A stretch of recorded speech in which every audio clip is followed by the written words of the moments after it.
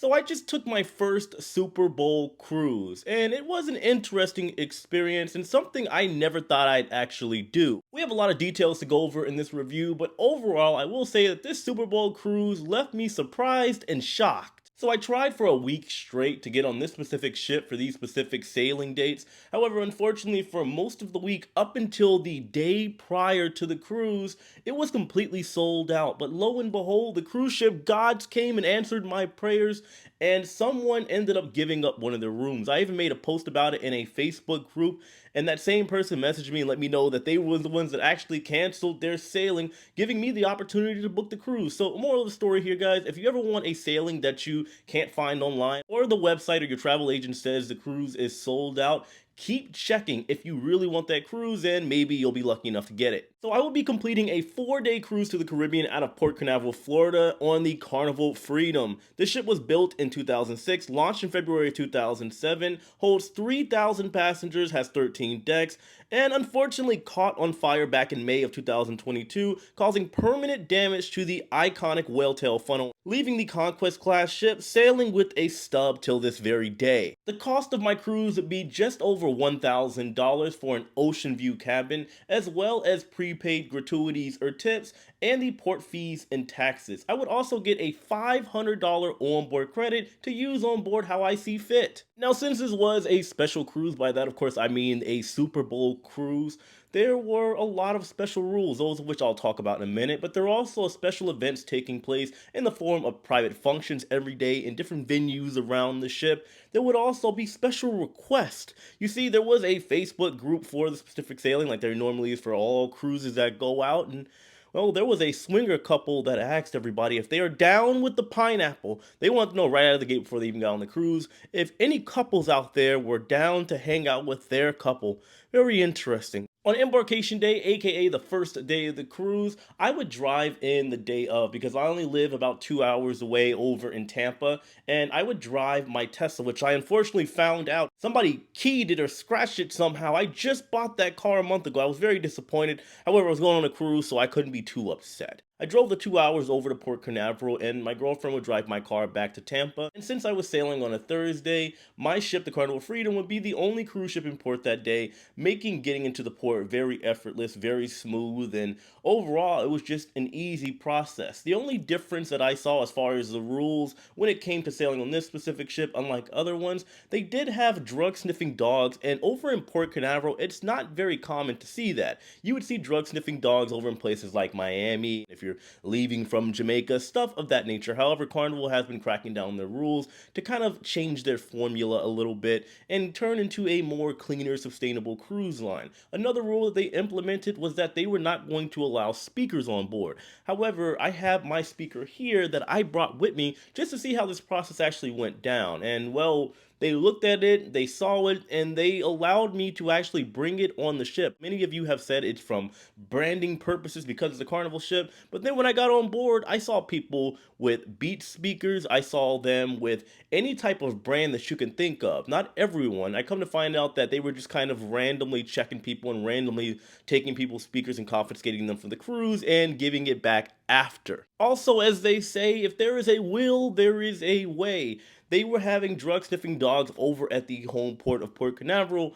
However, somehow, some way, there was still a small stench of ganja on board, which personally I had no problem with. I assumed that whenever we got over to Nassau, Bahamas the following day, people just picked it up over there and went on about their merry way. And by that I mean they rolled up some the Mary Jane. Boarding the ship, I immediately noticed the Carnival Freedom's old school, tacky, stereotypical Carnival look that everybody knows and loves. The Carnival Freedom is part of the Conquest class. I've also been on the Carnival Conquest, and many would argue that have been on this style of ship would say it's their absolute favorite, and I completely understand why. Because when it comes to the older ships out there, the Conquest class, in my personal opinion, is by far the most well-designed and use of space that I have ever seen on a cruise ship. There are plenty of venues, they have all kinds of unique bars, an amazing overall experience, open pool deck area so you can catch the true vibe of the ship, and on top of that, unlike even modern new large cruise ships today,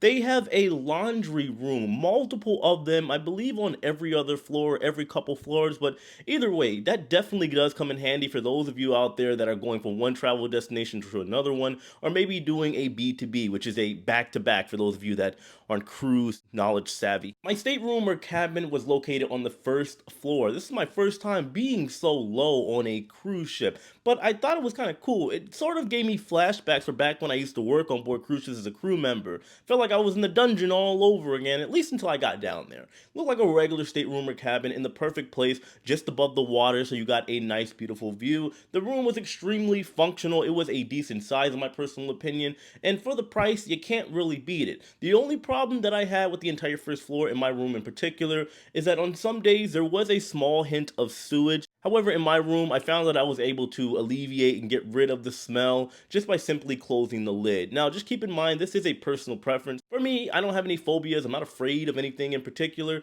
But one thing that I don't like is plumbing issues. I don't like dealing with toilets and stuff of that nature. And I want to say that my nose is a little bit more sensitive when it comes to toilet smells. So maybe it was just me smelling those smells, but I don't know. I did hear a couple people also making comments. When it comes to the food on board the Carnival Freedom, you do have to consider the ship's age as well as the overall price point for the cruise. I will say that it exceeded expectations. The buffet was somewhat underwhelming, so to speak, but if you look at everything else like your guys burgers, your pirate pizza, which by the way, they should bring those back into the newer, bigger ships. If you go on those, they have a pizza place known as the Miami Slice.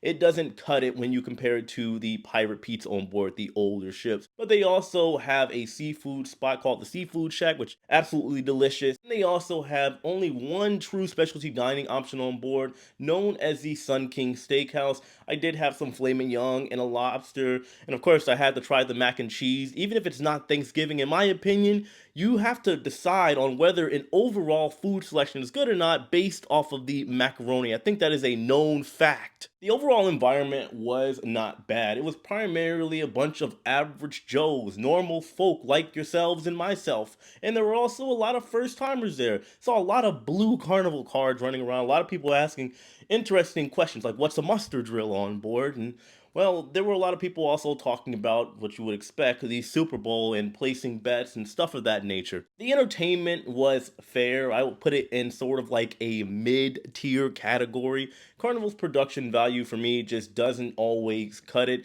There were a bunch of pairs of musicians, very, very talented people. So I'm not relating the talent to the type of production, but as far as what was there, it was just kind of low production value. Even when it came to their production show, it was just okay. If you go on most Carnival ships, there's like an LED board that they really try to utilize to kind of set the stage as opposed to using more props, more special effects, stuff of that nature. But for your average person, you're probably going to be entertained either way. I'm not saying by any means the show sucked. I just think if you compare it to other lines, they don't exactly cut it. The Super Bowl was definitely interesting. There were plenty of places to watch the big game. Of course, on the Lido deck, they had the Skybox Sports Bar, they had the casino, and they had the theater, all available for your viewing pleasure. Unfortunately, when it came to the Lido or the pool deck, we didn't exactly have ideal or favorable weather. Right out of the gate in the morning, there was heavy rain and wind, which then turned into, unfortunately, a kind of chilly night with more wind.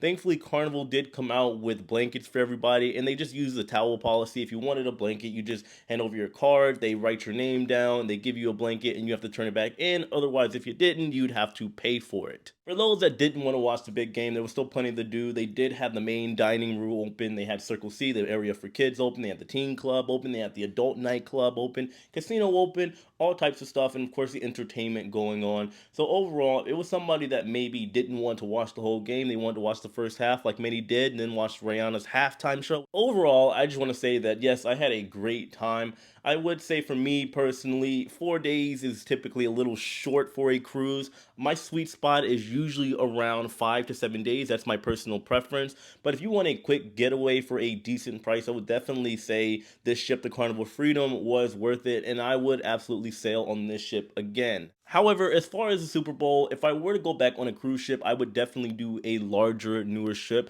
assuming there would be more options and you'd have maybe a better screen, better quality stuff going on, more events regarding the Super Bowl, because there was some events where they had people winning first class seats or just like the premium seats where they had it blocked off for everybody's viewing pleasure that did win the competitions, which I personally thought was pretty cool. But I imagine there'd be more stuff on a bigger ship. But of course, let me know your thoughts on all of this in the comment section below. I am going to wrap this review up. I hope you guys enjoyed it, got some value out of it. Got any questions, comments, concerns? Of course, let me know in the comment box below. I appreciate all of you. I love all of you. Subscribe if you haven't already, and I'll see you later. Take it easy.